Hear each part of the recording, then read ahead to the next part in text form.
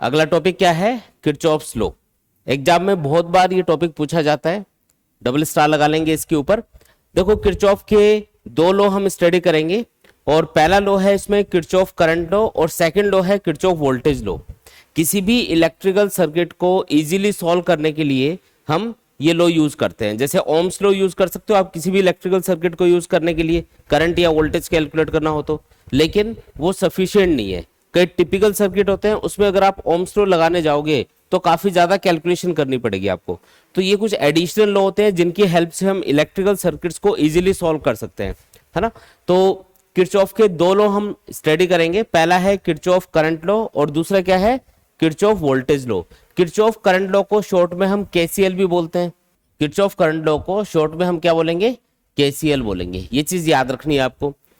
तो Kirchhoff current law ये बोलता है कि अगर किसी भी इलेक्ट्रिकल सर्किट में अगर किसी पॉइंट के ऊपर दो या दो से ज्यादा ब्रांचेज आपस में कनेक्ट हो रही है, तो उस पॉइंट के ऊपर जो इनकमिंग करंट होगा और जो आउटगोइंग करंट होगा वो हमेशा बराबर होगा।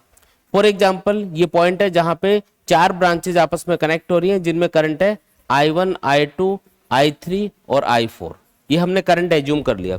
तो किरचॉफ करंट लॉ ये बोल रहा है कि इस पॉइंट के ऊपर जहां पे ये ब्रांचेस कनेक्ट हो रही हैं इस पे इनकमिंग करंट और आउटगोइंग करंट हमेशा बराबर होंगे।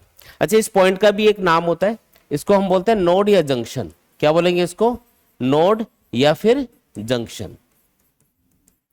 तो किरचॉफ करंट लॉ के अकॉर्डिंग किसी भी इलेक्ट्रिकल सर्किट में किसी भी नोड या जंक्शन के ऊपर इनकमिंग करंट और आउटगोइंग करंट हमेशा बराबर होते हैं।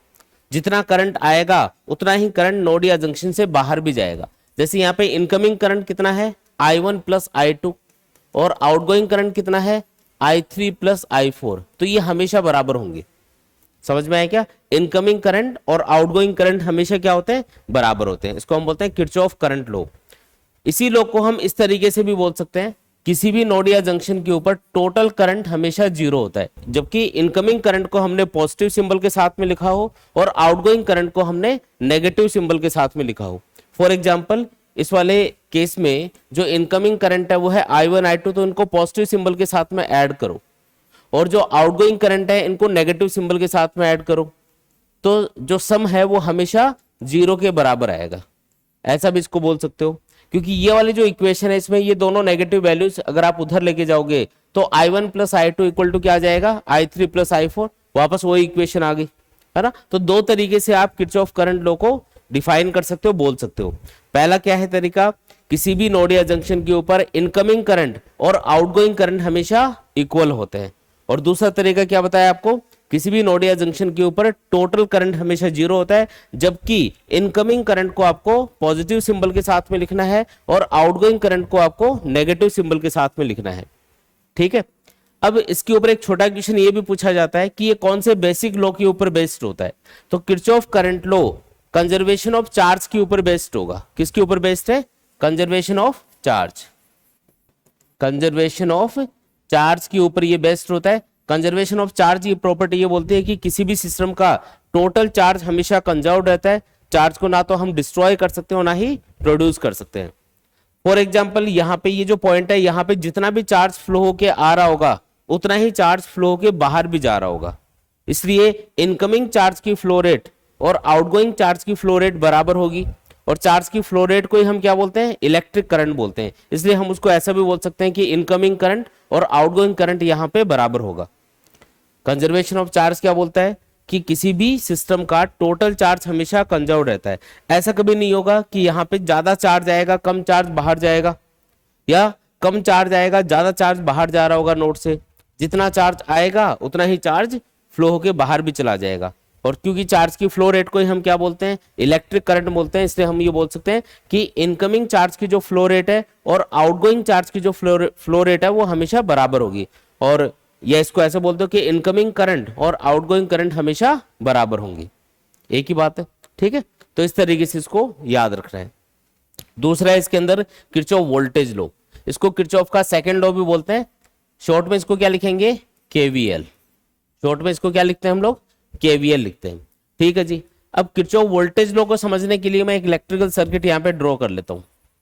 ये मान लो कोई सर्किट है जिसमें कुछ सेल या बैटरी कनेक्टेड है, बहुत सारे इंस्ट्रूमेंट कनेक्टेड है। इस तरीके से मान लेते हैं ये कोई E1 EMF का सेल है, ये कोई E2 EMF का सेल है, ये E3 EMF का सेल है, ये रेजिस्टेंस है R1, ये है R2, ये है R3 और ये मान लेते हैं R4। ठीक है, ये वाला जो सर्किट है इसका एक नाम भी रख देते हैं, जैसे A B C D, ऐसे पॉइंट्स को हमने कुछ नाम दे दिया। अब किरचॉफ वोल्टेज लॉ ये बोलता है कि किसी भी इलेक्ट्रिकल सर्किट में अगर कोई क्लोज लूप बन रहा है, यानी कि क्लोज पाथ बन रहा है, यानी कि किसी एक पॉइंट से आप स्टार्ट करते हो और घूम के वापस उसी पॉइंट के ऊपर आ जाते हो, तो उस क्लोज लूप के लिए जो टोटल पोटेंशियल डिफरेंस है वो हमेशा जीरो आएगा। कहने का मतलब क्या है, अगर आप ए से स्टार्ट करते हो चलना और घूम के वापस ए पे आ जाते हो इलेक्ट्रिकल सर्किट को ट्रेस करते हुए, तो बीच में जो जो इंस्ट्रूमेंट आपको मिलेंगे, चाहे वो बैटरी मिले चाहे वो रेजिस्टेंस मिले, तो उनके क्रॉस जितना जितना पोटेंशियल डिफरेंस है अगर आप उसका सम करते हो तो वो टोटल हमेशा क्या आएगा, जीरो के बराबर आएगा। ऐसा क्यों? क्योंकि देखो इसमें इनिशियल पॉइंट क्या है, ए, और घूम के जब वापस आप ए पे आओगे तो फाइनल पॉइंट भी क्या हो गया, ए हो गया। इनिशियल पॉइंट और फाइनल पॉइंट सेम है, इसका मतलब उनका पोटेंशियल भी सेम होगा, इसलिए उनके बीच में पोटेंशियल का डिफरेंस कितना आएगा, जीरो आएगा। समझ में आया क्या? किरचॉफ वोल्टेज लॉ क्या बोलता है, किसी भी इलेक्ट्रिकल सर्किट के अंदर अगर कोई भी क्लोज लूप बन रहा है, क्या बन रहा है, क्लोज लूप, तो उस क्लोज लूप के अंदर टोटल पोटेंशियल डिफरेंस हमेशा जीरो होगा। ठीक है, अब इसके लिए हम एक इक्वेशन बनाएंगे और इसको इक्वल टू जीरो पुट करेंगे। पोटेंशियल डिफरेंस के लिए हम क्या करेंगे, एक इक्वेशन लिखेंगे किरचॉफ वोल्टेज लॉ के अकॉर्डिंग और फिर इक्वल टू जीरो लिखा जाएगा। तो उसको लिखते टाइम पे हम कुछ साइन कन्वेंशन यूज करेंगे, मतलब बैटरी के अक्रॉस जो पोटेंशियल डिफरेंस है उसको पॉजिटिव लेंगे या नेगेटिव लेंगे, रेजिस्टेंस के अक्रॉस जो पोटेंशियल डिफरेंस है उसको पॉजिटिव लेंगे या नेगेटिव लेंगे, तो इसको बताने के लिए वो साइन कन्वेंशन होता है।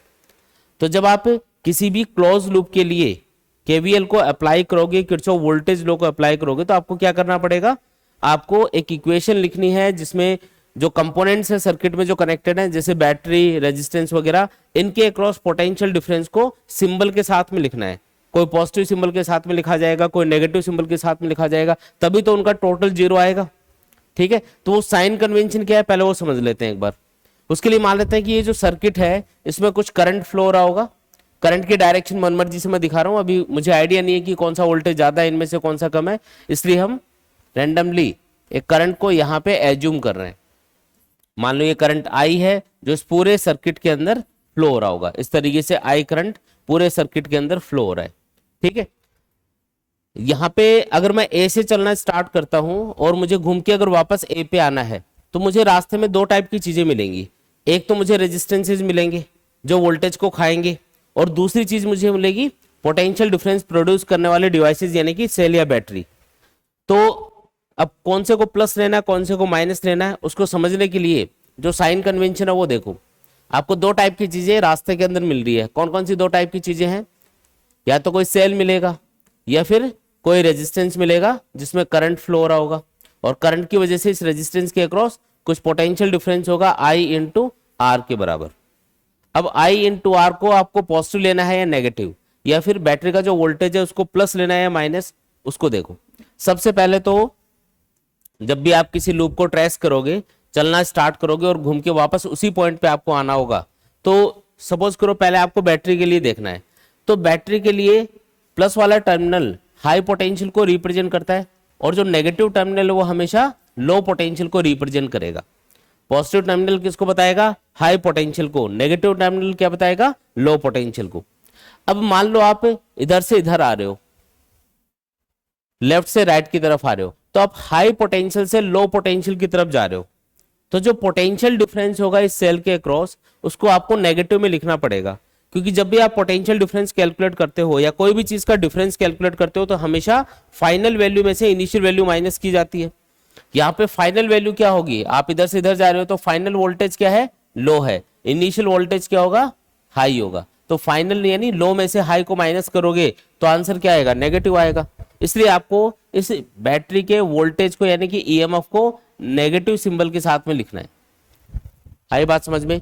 अगर हम हाई से लो पोटेंशियल की तरफ जा रहे हैं तो पोटेंशियल डिक्रीज हो रहा है उस डायरेक्शन में, तो जब भी आप डिफरेंस कैलकुलेट करोगे यानी final value minus initial value, तो वो नेगेटिव में आएगी। इसलिए आपको जो पोटेंशियल डिफरेंस है जिसको हम ईएमएफ भी यहाँ पे बोल सकते हैं उसको नेगेटिव सिंबल के साथ में लिखना है।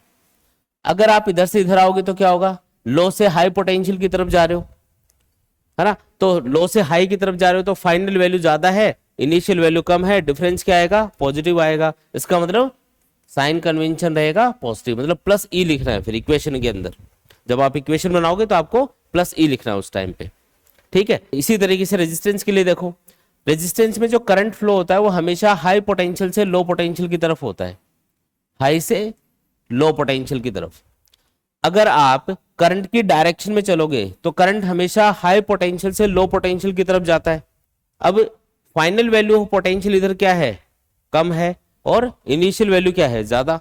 हाई से लो पोटेंशियल की तरफ जा रहे हो ना, करंट के अलोंग जा रहे हो, तो इसका मतलब जब भी आप पोटेंशियल डिफरेंस लिखोगे तो फाइनल वैल्यू में से इनिशियल वैल्यू माइनस करोगे तो आंसर नेगेटिव में आएगा। इसलिए इस रेजिस्टेंस के अक्रॉस जो पोटेंशियल डिफरेंस है उसको नेगेटिव सिंबल के साथ में लिखना है, ठीक है।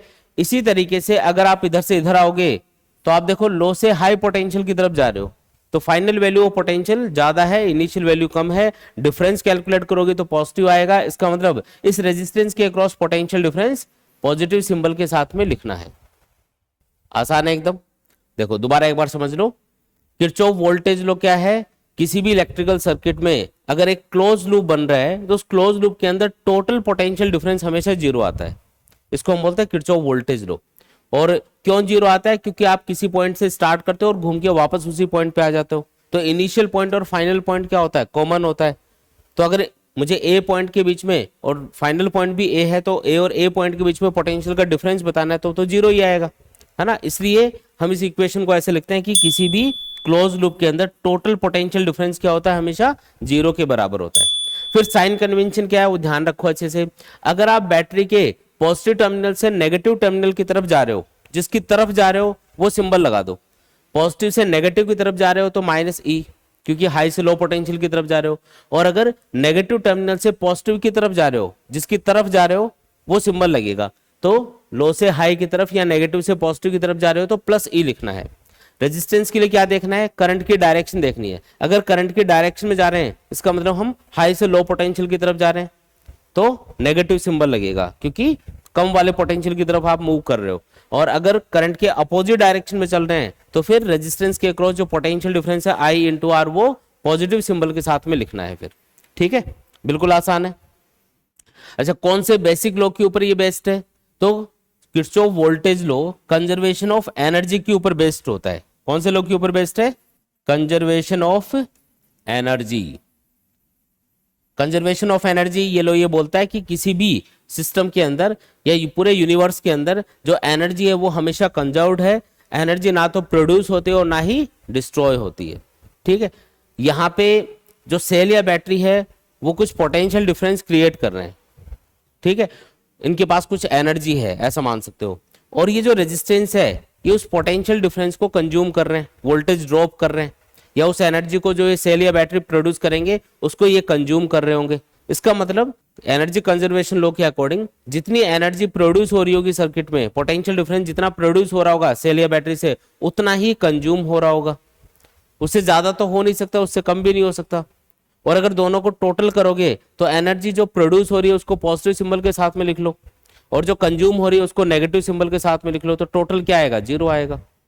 इस तरीके से आप इसको याद रख सकते हो, ठीक है। अब जैसे ये वाला जो लूप है इसके लिए मैं किरचॉफ वोल्टेज लॉ अप्लाई करके आपको बता रहा हूं। कौन सा लूप है ये, तो इसका नाम रख दो ए बी सी डी ए। अगर घूम के वापस ए पे आ गए तो ए बी सी डी ए बोला जाएगा इसको। कौन सा लूप है, for loop A B C D A by KVL. कौन सा लॉ अप्लाई करना है, केवीएल अप्लाई करना है, ए बी सी डी ए, है ना। ऐसे घूम के वापस ए पे आना है। अब ध्यान दे रहा है इधर, सबसे पहले हमको बैटरी मिली। यहाँ पे जब हमने चलना स्टार्ट किया तो सबसे पहले कौन आया, बैटरी। बैटरी का कौन सा टर्मिनल आपको पहले मिल रहा है, प्लस, तो आप प्लस से माइनस की तरफ जा रहे हो, तो जिसकी तरफ हम जा रहे होते हैं वो वाला सिंबल लगाना है।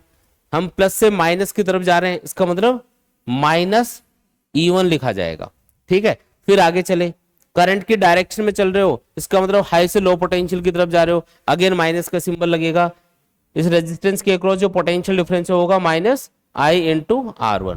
फिर आगे चले, इस बैटरी के लिए भी हम प्लस से माइनस की तरफ जा रहे हैं, जिसकी तरफ जा रहे हैं वो सिंबल लगाना है, तो माइनस का E2 लिख दो। फिर आगे गए, अगेन करंट की डायरेक्शन में चल रहे हैं तो रेजिस्टेंस के across potential difference IR2 negative symbol के साथ में लिखना है, ठीक है। फिर आगे गए, अभी भी करंट के डायरेक्शन में है तो -I इंटू R3, करंट की डायरेक्शन में चल रहे हैं, इसका मतलब हाई से लो पोटेंशियल की तरफ जा रहे हैं अपन।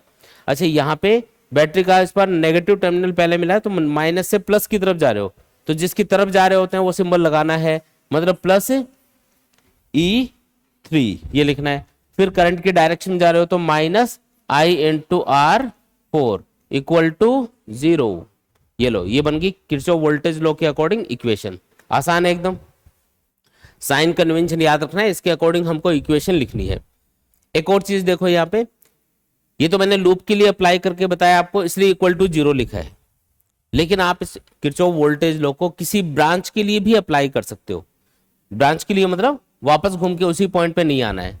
फॉर एग्जाम्पल ए से हम चले, ये कुछ रेजिस्टेंस वगैरह आ गए, और फिर यहां से चलते हुए हम यहाँ पे सी पे आके रुक गए। इनिशियल पॉइंट कौन है? ए, और फाइनल पॉइंट कौन है? सी। तो ए से सी तक हम इक्वेशन लिखेंगे।